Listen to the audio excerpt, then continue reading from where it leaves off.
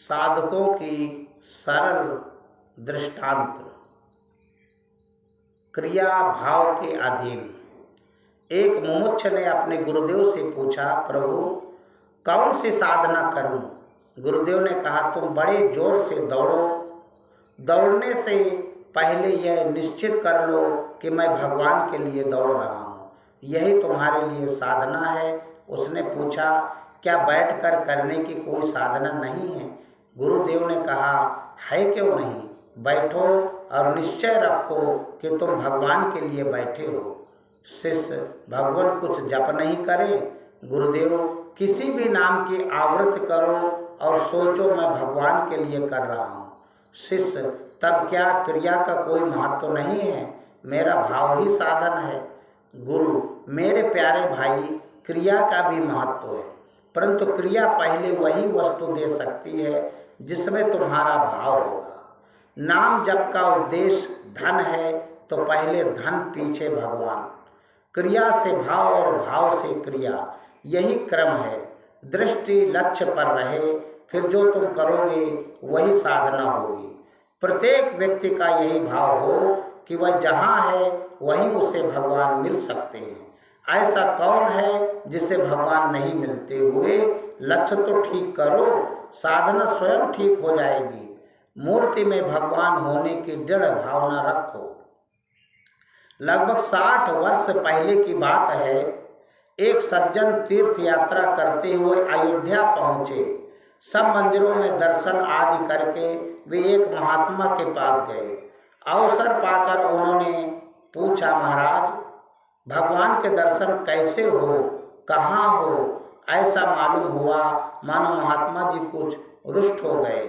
उन्होंने कहा, कहाँ से आ रहे हो तुम? यात्री ने कहा, मंदिरों में दर्शन करके। महात्मा ने कहा, मंदिरों में केवल पत्थर के ही दर्शन करके आ रहे हो? जिनकी सेवा के लिए हजार हजार व्यक्तियों के जीवन, धन और मन लग रहे हैं, जिनके लिए लोगों ने संसार का परित्याग कर रखा है, जो बहुतों के जीवन सर्वस्व प्राण हैं, उन्हें तुम केवल पत्थर समझते हो? उनकी आंख से देखो, तब तुम्हें मालूम होगा वे मूर्तियां क्या हैं। भैया, ये साक्षात भगवान है, केवल भाव दृष्टि से नहीं, तत्व दृष्टि से भी। जब तत्व दृष्टि से सब भगवान ही हैं, तब ये मूर्तियां भगवान नहीं तो क्या है? पहले शास्त्रों और संतों और भावनाओं के द्वारा एक स्थान पर भगवान को प्रकट करना पड़ता है। एक स्थान में, एक समय में, एक वस्तु में पहले भगवान का दर्शन करो, उन्हें प्रकट करो, फिर तो सब स्थान, सब समय और सभी वस्तुएं भगवत स्वरूप ही होंगी। जो सब और सर्वत्र भगवान हैं ऐसा कहते हैं, परंतु एक स्थान पर उन्हें प्रकट करके दर्शन नहीं कर लेते। वे कहीं भी दर्शन करने में सफल नहीं होते। इन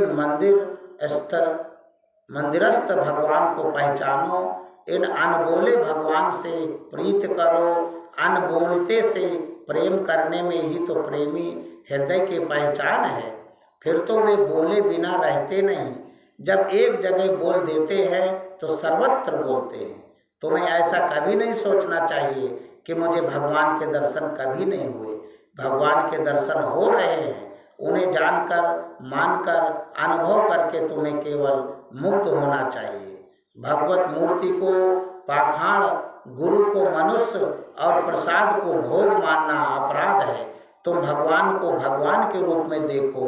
महात्मा जी के उपदेश से उन्हें बड़ा संतोष हुआ और वे अब सच्चे मूर्ति पूजक हैं।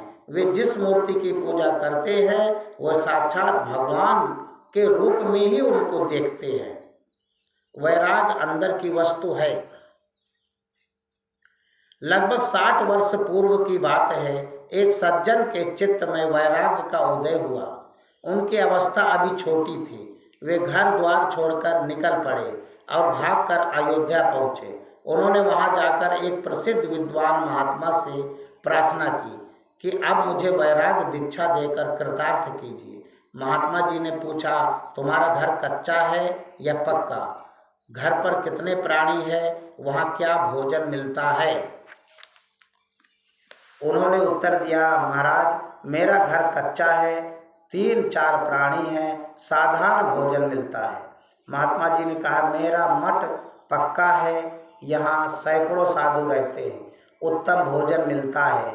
यदि कच्चा घर छोड़कर पक्के में रहना, 3-4 प्राणी छोड़कर सैकड़ों प्राणियों में रहना और साधारण भोजन छोड़कर उत्तम भोजन करना वैराग हो तो तुम आओ, मैं तुमको वैराग दीक्षा दे दूँ।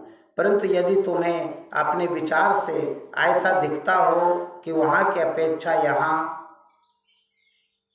यहाँ कुछ अधिक वैराग नहीं है, तो तुम्हारे घर पर रहकर ही भजन करना चाहिए। भजन होना चाहिए, चाहे हम घर में हो या वन में, गृहस्थ हो या विरक्त। वैराग अंदर की वस्तु है, बाहर की नहीं।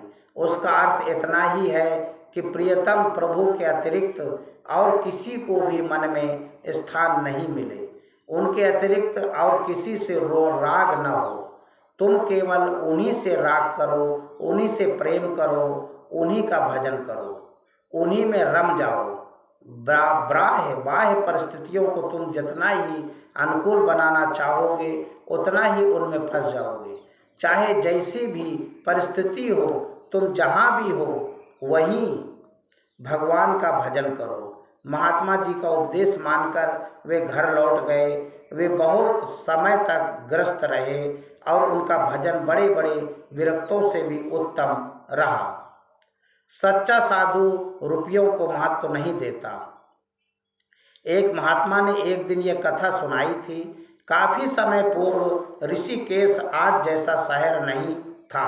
वहाँ गृहस्थ कभी कभी जाया करते थे।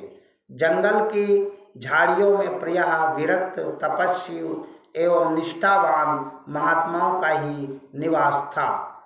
चंद्रभागा के तट पर एक बड़े ही ध्यानिष्ठ महात्मा रहते थे। वे केवल सिद्धासन में ही बैठे रहते थे। उनके श्वास जोर से चलते किसी ने नहीं देखे। सर्वदा प्राणों की समगति और अधखुली आंखें उनकी अंतर्मुखता आदर्श थी। एक दिन जब वे ध्यान मग्न थे, किसी श्रद्धालु सज्जन ने आकर उनके सामने 25 रुपये रख दिए। आँख खुलने पर उन्होंने देखा तो सामने रुपए रखे हुए हैं। न उन्हें रुपयों की इच्छा थी और न आवश्यकता ही। वे सोच में पड़ गए कि इसका क्या किया जाए। एक संकल्प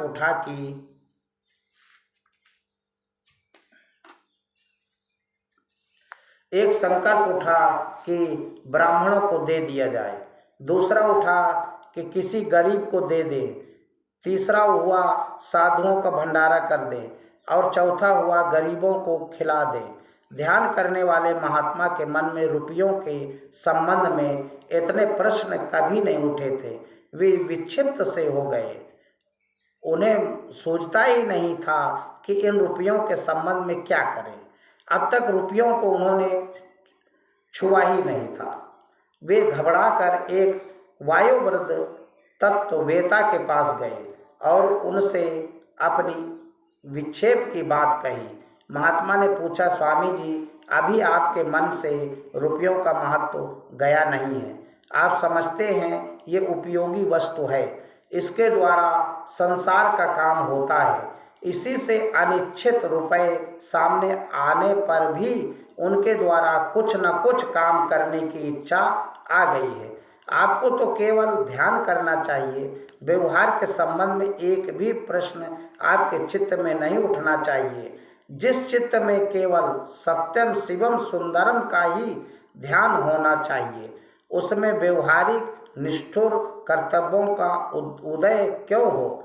आप उनके द्वारा किसी की भलाई कर सकते हो, परंतु इससे आपके चित्त में करने का संस्कार बनेगा, दूसरों की आशा बढ़ेगी, आपसे उपकार प्राप्त करने की। इस प्रकार आप ध्यान से वंचित हो जाएंगे।